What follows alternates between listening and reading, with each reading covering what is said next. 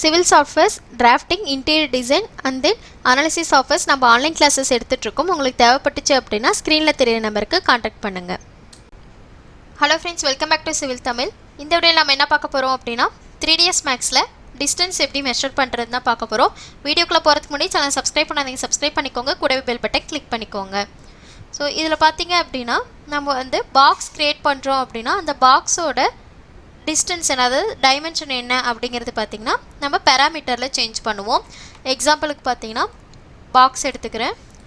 So box create பண்ணிவிட்டு மாடிஃபைல போகிறேன். So மாடிஃபைல போனீங்கன்னா உங்களுக்கு இந்த இடத்துல பேராமீட்டர்னு இருக்கும். உங்களுக்கு என்ன பேராமீட்டர் வேணுமோ அது வந்து இந்த இடத்துல நீங்கள் சேஞ்ச் பண்ணிக்கலாம்.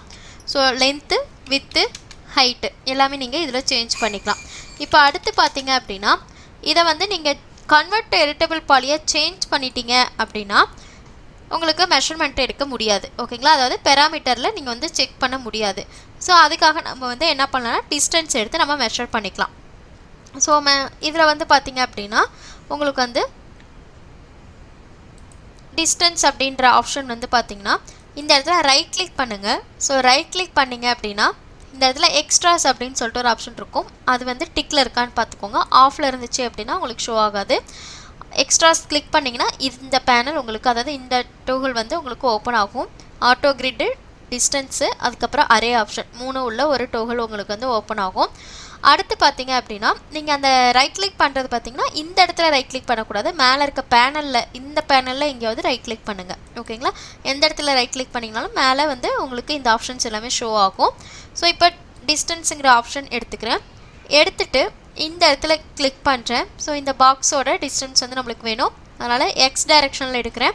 கிளிக் பண்ணிவிட்டு இப்படி ட்ராக் பண்ணிங்க அப்படின்னா உங்களுக்கு கீழே உங்களுக்கு விசிபிள் ஆகும். ஓகேங்களா, இந்த இடம் இருக்குது பார்த்தீங்களா, அந்த இடத்துல உங்களுக்கு விசிபிள் ஆகும். டிஸ்டன்ஸ் 2 feet அப்படின்னு சொல்லிட்டு விசிபிள் ஆகும். அதுவே இப்போ மேலே கிளிக் பண்ணுறேன் பாருங்கள், இங்கேருந்து இங்கே கிளிக் பண்ணுறேன். ஸோ இதனோட இது பார்த்திங்கன்னா டிஸ்டன்ஸ் இந்த இடத்துல காமிக்குது பார்த்தீங்களா, இந்த இடத்துலையும் காமிக்கும், அட் த சேம் டைம் இந்த இடத்துலையும் காமிக்கும். ஓகேங்களா, 1 feet 6 inch காமிக்குது. மறுபடியும் இந்த டிஸ்டன்ஸ் எடுக்கிறேன். ஸோ இது பார்த்திங்கன்னா 3 feet இருக்குது. ஓகேங்களா, ஸோ இந்த மாதிரி நீங்கள் வந்து ஒரு ஆப்ஜெக்டோட டிஸ்டன்ஸ் நீங்கள் எடுத்துக்கலாம்.